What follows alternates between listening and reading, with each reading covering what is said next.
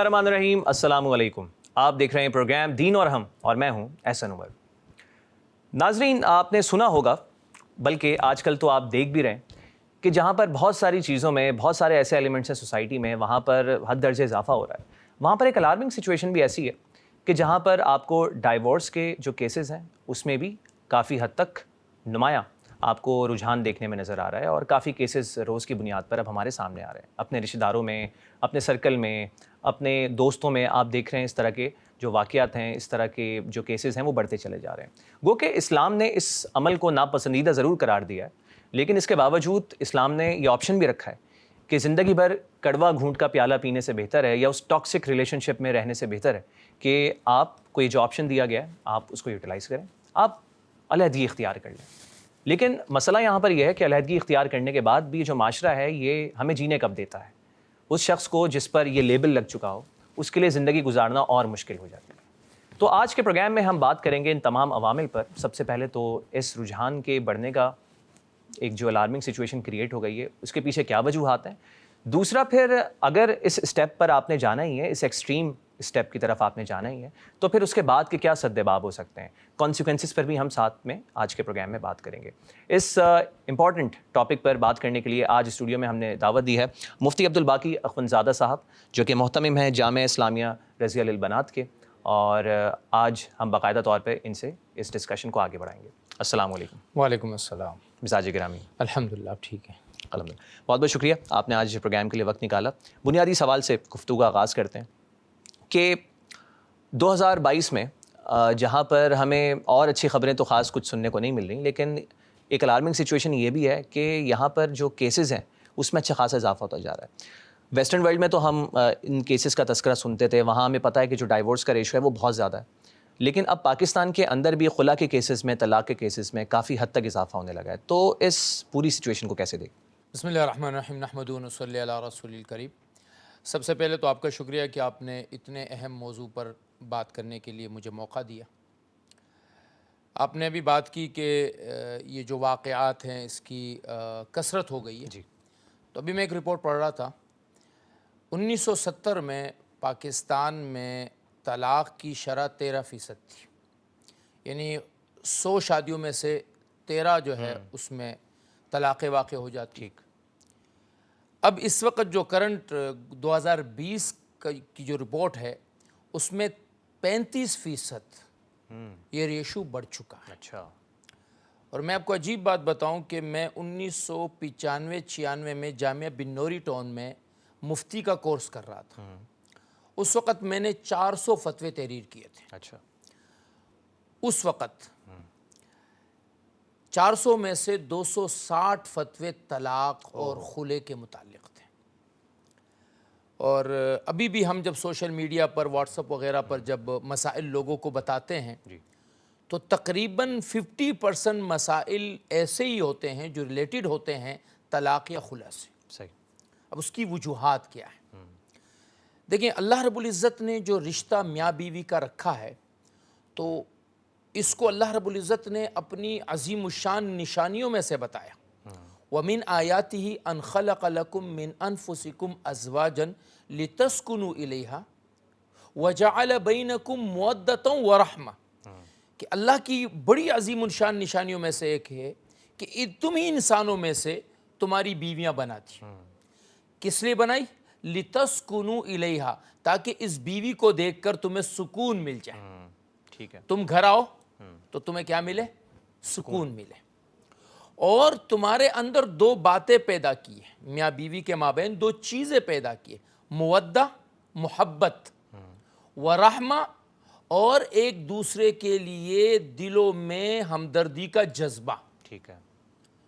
تو گویا بنیادی طور پہ یہ جو ہمارا رشتہ ہے میاں بیوی کا، یہ 3 چیزوں کو ریلیٹ کرتا ہے، 3 چیزوں کو اجاگر کرتا ہے۔ صحیح۔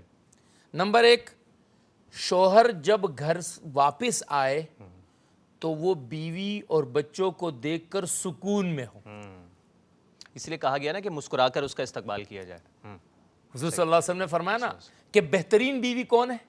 کہ جب شوہر اس کو دیکھے تو شوہر کا دل خوش ہو، اور وہ جب شوہر کو دیکھے ٹھیک ہے تو شوہر کا دل خوش ہو جائے، بیوی کا دل خوش ہو جائے۔ صحیح تو پہلی چیز کیا ہے کہ شوہر گھر آتا ہے، خدا نہ کرے آگے سے بیوی نے اتنی بڑی جو ہے فہرست رکھی ہوئی ہے، فلاں نے یوں کیا، فلاں نے یوں کیا، تو اب آدمی کہتا ہے کہ میں سارا دن تھکا ہارا تھکا ہارا دنیا کے جھمیلوں میں۔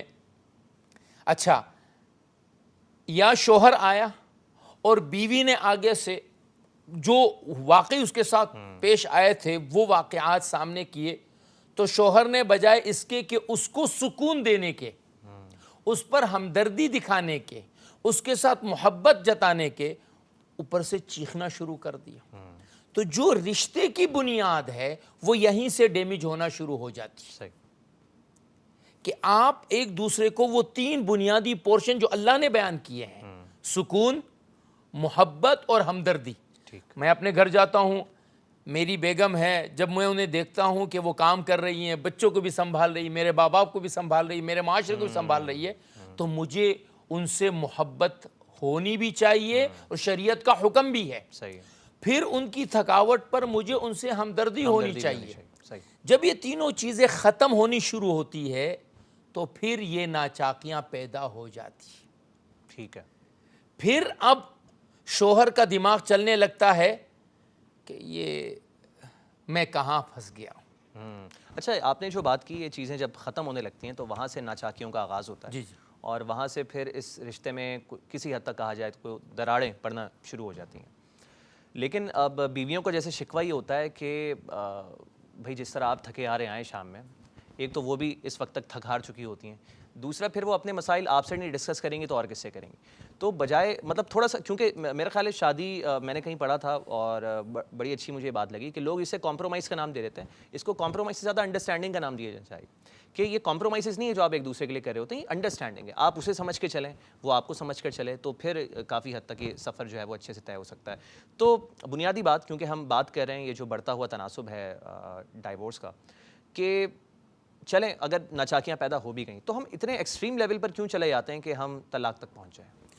دیکھیں، آپ نے بات کی نا کہ بیویاں بھی تھک چکی ہوتی ہے، اور بیویوں کو بھی کوئی چاہیے ہوتا ہے جو ان کی سن لے۔ اس پر مجھے ایک بڑی پیاری حدیث یاد آ گئی۔ آپ علیہ الصلوۃ والسلام ایک مرتبہ اپنی ازواج مطہرات کے ساتھ بیٹھے ہوئے تھے۔ آپ کی ازواج مطہرات موسٹلی آپ کے خاندان میں سے تھی، ٹھیک ہے یعنی قریش میں سے تھی۔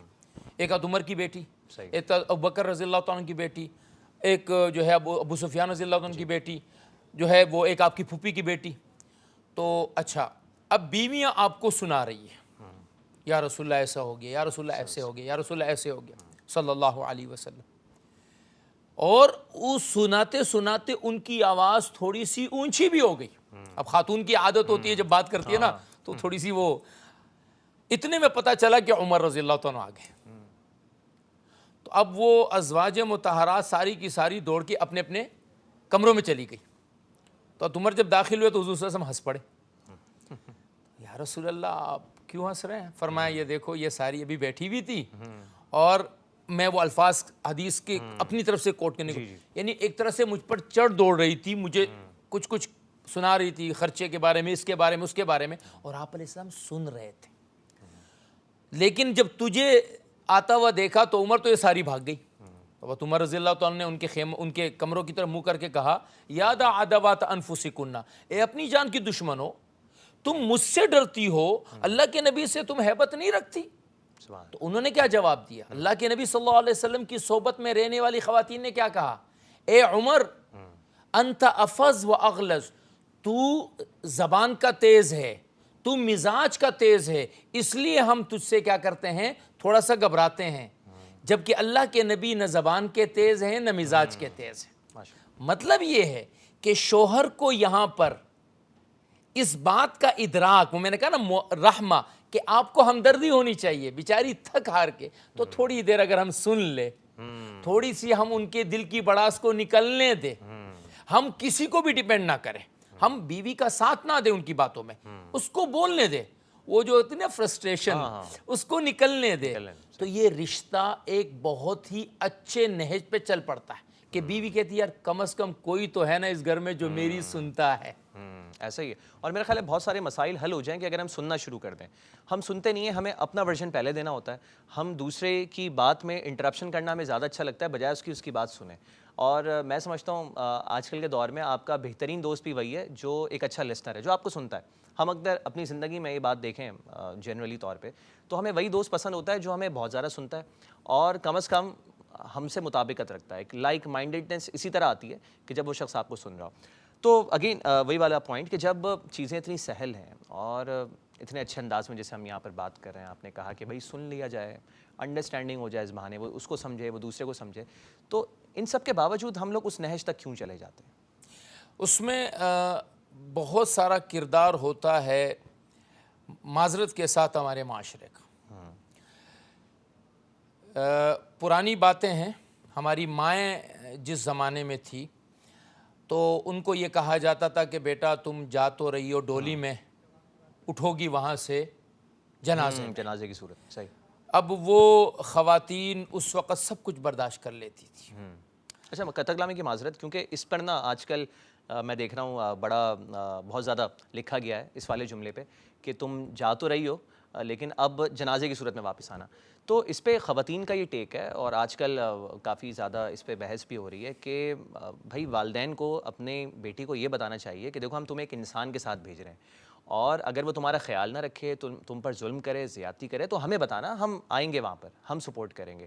ہم اس لیے نہیں بھیج رہے کہ تمہارا وہاں سے جنازہ ہی اٹھنا ہے. مطلب میں ایک آپ کو اس سوسائٹی کا ورژن دے رہا ہوں. آج کل لوگ اس کو اس طرح بھی لے رہے ہیں کہ یہ کیا اس میں کچھ گڑبڑ ہے, کچھ کہنے میں غلطی ہے کہ آپ وہاں پر جا رہے ہیں. ہم شاید کسی اور پرسپیکٹیو سے چیزوں کو دیکھ رہے ہوں, لیکن آج کل کے نوجوان جو ہیں وہ اس کو ڈفرینٹ پرسپیکٹیو میں لے رہے ہیں. دیکھیے, میں جس بات کو لے کر چلا تھا وہ اس مقصد سے کہ ایک زمانہ تھا جب خواتین کو یہ کہا جاتا تھا کہ اللہ نے آپ کا جو مجازی خدا ہے وہ اس بندے کو بنایا ہوا ہے. کیونکہ اللہ کے نبی نے فرمایا اگر کسی کو بھی اللہ کے سوا سجدے کی اجازت ہوتی تو اپنے شوہر کو ہوتی. لہٰذا یہ شوہر تمہارے لیے سب کچھ ہے, ہم بھی کچھ نہیں, ہم جو آپ کا میکا ہے وہ کچھ نہیں ہے, اصل تو یہ شخص ہے. تو بیوی بہت حد تک برداشت کرتی تھی, بہت حد تک اپنے شوہر کے ساتھ نبھاتی تھی, وہ بہت حد تک جاتی تھی. اب ہوتا یہ ہے کہ بیٹی کو پہلے دن سے یہ بتایا جاتا ہے کہ وی آر دیر, کچھ بھی ہو ہمیں کال کر دیں. ہاں کال کر دینا, ہم پولیس میں کال کر دیں گے. آپ نے پہلے دن سے اس کو بتا دیا کہ یہ نو باڈی, یہ بندہ کچھ نہیں ہے, اصل تو تم ہماری بچی ہو. نہیں, ہم اس تربیت کو تھوڑا غلط رخ پر لے کر گئے. دیکھیں حضور صلی اللہ علیہ وسلم کے پاس ایک آدمی آیا کہ یا رسول اللہ میری بیوی میں یہ بات ہے, یہ بات ہے, یہ بات ہے, یہ بات ہے. تو اگر یہ لفظ طلاق اتنا گندا ہوتا تو اللہ کے نبی کبھی اس زبان سے یہ بات نہیں نکالتے. آپ نے فوراً فرمایا طلقھا, اس کو طلاق دے دو. اگر آپ کی بیوی میں یہ باتیں ہیں تو آپ کیا کر دو, طلاق دے دو. ایک اور صحابی آئی کہ یا رسول اللہ میں اپنے شوہر کو کوئی بلیم نہیں دیتی ہوں, بہت اچھے ہیں, سب کچھ ہے, لیکن یا رسول اللہ سچی بات یہ ہے کہ مجھے وہ دل سے پسند نہیں ہے. اچھا. تو اللہ کے نبی نے فرمایا کہ اچھا اس نے جو آپ کو مہر میں فلاں باغ دیا تھا تم وہ باغ واپس کر دو گی؟ یا رسول اللہ واپس کر دوں گی. آپ نے فرمایا وہ باغ واپس کر دو, یہ تجھے طلاق دے دے گا. اچھا. تو گویا اللہ کے نبی ہمیں بتا کر گئے ہیں کہ یہ راستہ کھلا ہوا ہے. ٹھیک ہے. لیکن اس کا یہ مطلب نہیں ہے کہ ہم پہلے دن سے, اب اس کے لیے اللہ کے نبی کی بیٹی کو ہی آپ مثال لے لیجیے. آئی یا رسول اللہ ہاتھوں میں چکی چلاتے چلاتے ہاتھوں میں نشان پڑ گئے, پانی بھر کے برتے یہاں پر کمر پر نشان پڑ گئے. یا رسول اللہ شوہر کی سے شکایت نہیں ہے, خادم دے دیجیے. اب اللہ کے نبی کر سکتے تھے کہ علی کو بلا کے رضی اللہ عنہ کو تو نے میری بیٹی کو کیسے رکھا ہوا ہے, نہیں, بلکہ فرمایا میں رات کو آؤں گا اور تمہیں کچھ کلمات سکھا کے اللہ ان کلمات کے ذریعے سے تمہارے مسئلے کو حل کر دیں گے. اچھا. مشکلات ہر گھرانے میں آ سکتی ہیں. ٹھیک ہے. ان مشکلات کا حل کس کے ہاتھ میں ہے؟ ماں باپ کے ہاتھ میں. ٹھیک ہے. اچھا, یہ بڑا امپورٹنٹ پوائنٹ ہے, ماں باپ کے ہاتھ میں مشکلات کا حل ہے. لیکن آج کل کے کیسز میں دیکھا ہی جا رہا ہے کہ ماں باپ ہی شاید وجوہات بنا رہے ہوتے ہیں یا خود وجہ بن رہے ہوتے ہیں کہ اس ایکسٹریم اسٹیپ کی طرف جایا جائے. ہم اس پہ مزید بات کریں گے پروگرام میں. ناظرین گفتگو کا سلسلہ اس وقت جاری ہے, کہیں مت جائیے گا. ملتے ہیں آپ سے ایک مختصر سی بریک کے بعد.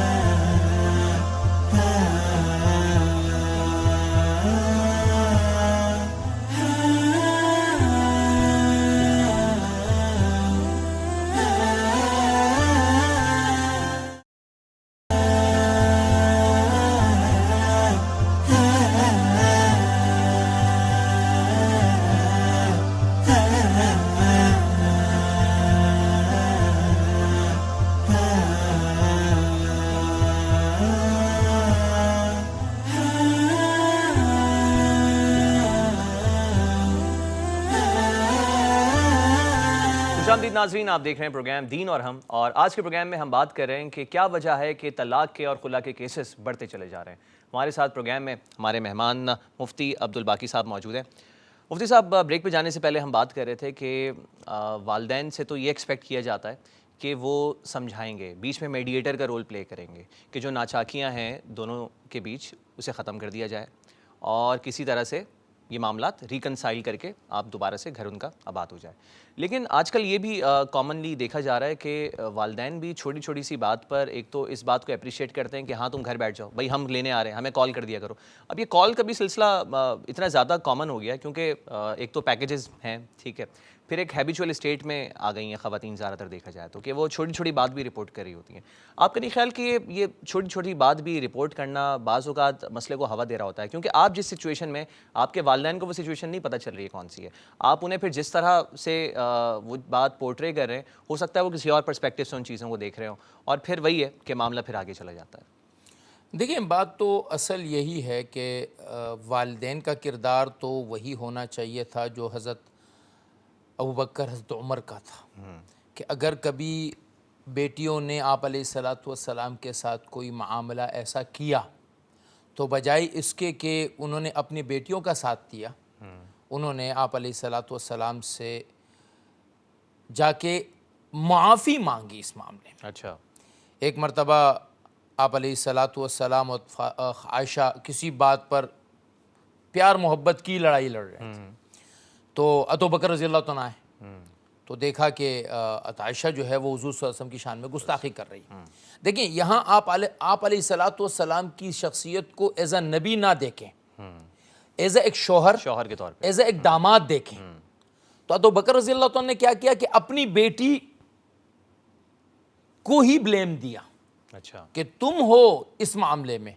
और रिवायत में आता है कि वो उठे उनको थोड़ा सा सरजनिश करने के लिए, अच्छा, तो आयशा जाके हुजूर सल्लल्लाहु अलैहि वसल्लम के पीछे छुप गई। अच्छा।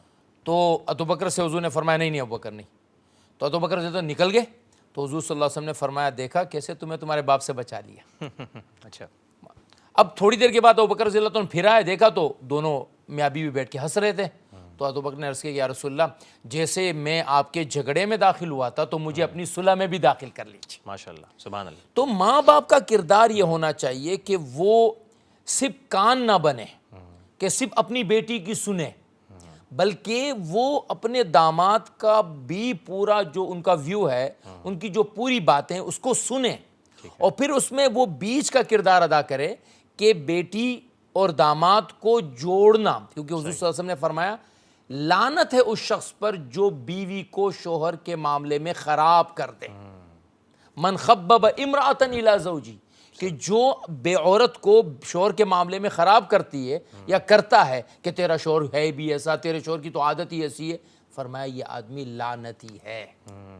तो हमें ये किरदार अदा करना चाहिए कि बजाय हम लानती बनने के रहमती बन जाए, अल्लाह की रहमत हम पर हो कि हमें। और फिर दो लोगों को जोड़ने के लिए तो यहाँ तक फरमा दिया कि झूठ जो लानती काम है, फरमाया अगर सुलह कराने के लिए तुम्हें झूठ भी बोलना पड़े तो भी शरीयत ने उसकी इजाज़त दी। ये बड़ा इंपॉर्टेंट पॉइंट है कि यहाँ पर इस्लाम ने इस हद तक अपना एक एंगल लिया हुआ है कि अगर दो लोगों के दरमियान आप सुलह करा रहे हैं, उस पर भी आप मतलब उस वक्त आप कोई झूठ बोलकर अगर उनमें सुलह हो जाए इस बहाने, तो आप उस काम को अंजाम दे सकते हैं।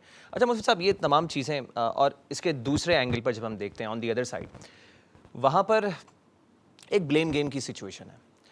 अगर आप एक जनरल सर्वे करें और उसमें ख़वातीन से पूछें तो वो आपको ये कहती हुई नज़र आएंगी कि जो तलाक़ की या खुला के पीछे जो सबसे बड़े रीज़न है उनके शौहर हैं, वो उनको समझते नहीं हैं, उनको टाइम नहीं देते, या घर में बाज़ औक़ात फ़ाइनेंशियल क्राइसिस की सिचुएशन रहती है, सपोर्ट नहीं कर रहे, ज़िम्मेदारियों का एहसास नहीं है, ज़िम्मेदारी सही से नहीं निभा रहे। अच्छा, इसी तरह आप सर्वे करें और मर्द हज़रात का जो शौहर हज़रात हैं उनसे आप इंटरव्यू लें तो आपको पता चलेगा वो बीवियों को ब्लेम देते हुए नज़र आएंगे कि भाई ये सुघड़ नहीं है, इनसे घर के काम नहीं होते, और मतलब मैं जब घर में जाता हूँ तो घर लगता ही नहीं है, मोहब्बत वाला कोई एलिमेंट ही नहीं है हमारे बीच, तो वो इनकी शिकायतें करते हुए आपको नज़र आएंगे। तो एक ब्लेम गेम की सिचुएशन है।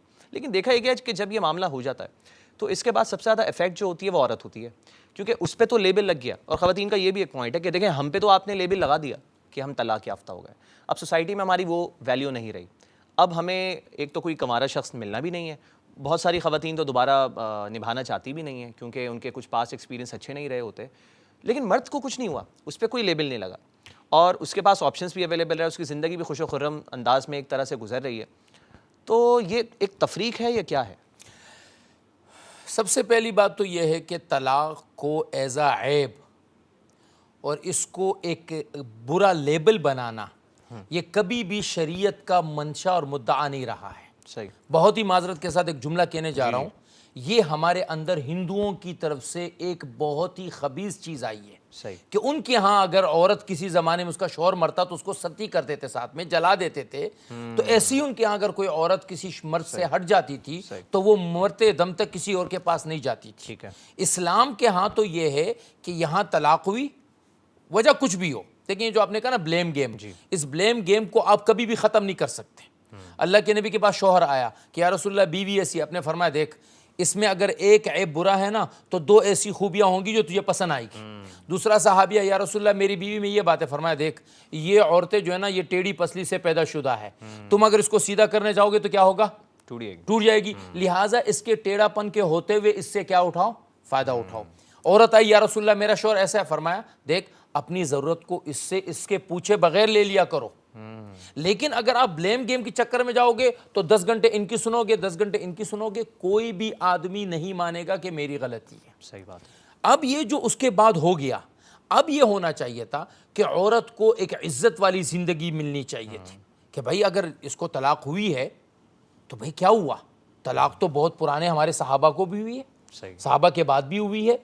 انہوں نے کیا کیا؟ وہاں تو اگر کسی کو طلاق ہوتی تھی، میں نے اس دن کسی کو کہا، میں نے کہا ایک خاتون حضرت ابوبکر رضی اللہ تعالیٰ کے ابوبکر رضی اللہ عنہ کے بیٹے کی نکاح میں تھی، ان کے نکاح سے عمر کے نکاح میں آئی، عمر کے نکاح سے زبیر کے نکاح میں گئی، زبیر کے نکاح سے عبداللہ ابن جعفر کے نکاح میں گئی، عبداللہ ابن جعفر کے نکاح سے ایک اور صحابی، 5 صحابیوں کی بیوی بنی. وہ یہ ہے وہ معاشرہ جس کی ہمیں ضرورت ہے کہ خاتون کے ادھر لیبل لگا طلاق یافتہ، اب یہ بری ہے، یہ گندی ہے.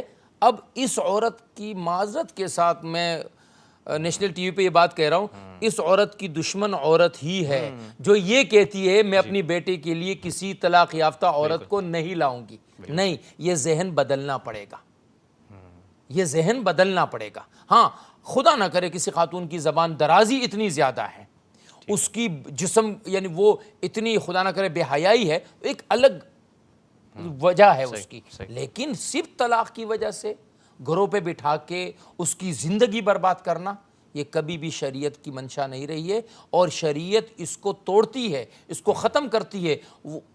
قرآن میں باقاعدہ اللہ نے فرما دیا ہے کہ آپ عورتوں سے شادی کرو، اور اس میں ہر طرح کی عورت کی آپ کو اجازت دی گئی. آپ علیہ الصلوۃ والسلام کی زندگی دیکھیں، ایک کنواری، باقی یا طلاق یافتہ ہے یا بیوہ ہے. صحیح بات ہے، بالکل ایسا ہے. اور ہم یہ والی ایگزامپلس ہی نہیں لیتے نا اپنی زندگی میں، ہمیں بس اس معاملے پر ہم چاہتے ہیں کہ ہماری پسند کی فیوریٹ ایگزامپلس مل جائیں، جبھی ہم اس آپشن پہ جاتے نہیں ہیں. اور اس میں قصور صرف ایک سائڈ کا نہیں ہے، بلکہ ہم یہاں پر جینڈر ڈسکرمنیشن کر بھی نہیں رہے، ہم دونوں سائڈ کو بیلنس وے میں دیکھ رہے ہیں کہ اگر شوہر حضرات کی کہیں پہ غلطیاں ہیں تو یقیناً وہاں پر جو بیویاں ہیں ان سے بھی کوئی نہ کوئی غلطی ہوتی ہے.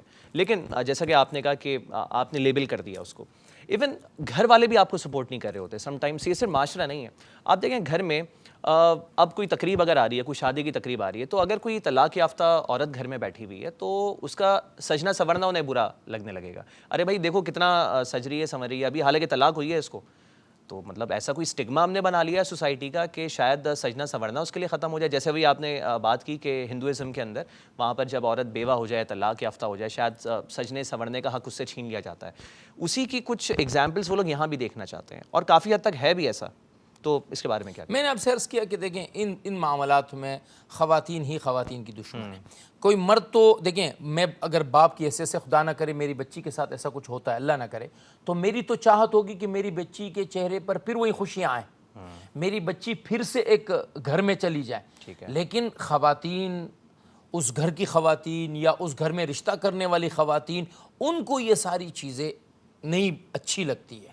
تو ذہن اور مائنڈ بدلنے کی جو ضرورت ہے وہ ہم مردوں کو بھی ہے، لیکن ہم سے زیادہ ان معاملات میں خواتین کو ایک وسعت قلبی، وسعت ظرفی کا مظاہرہ کرنا چاہیے.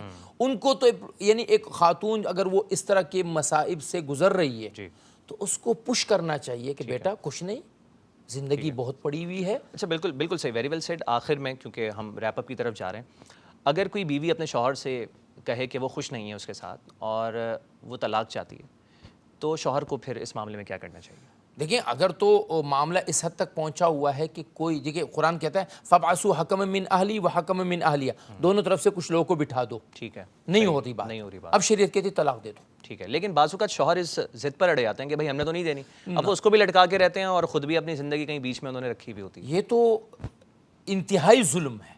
دیکھیں ابغض الطلاق، ابغض الحلال اللہ الطلاق، اللہ کی نظر میں سب سے بری حلال چیزوں میں ایک طلاق ہے. صحیح. لیکن اس کی اجازت تو میں نے آپ کو مثالیں دی جی. کہ اللہ کے نبی نے خود طلاق کی اجازت دی، اللہ کے نبی نے خود طلاق کروائی.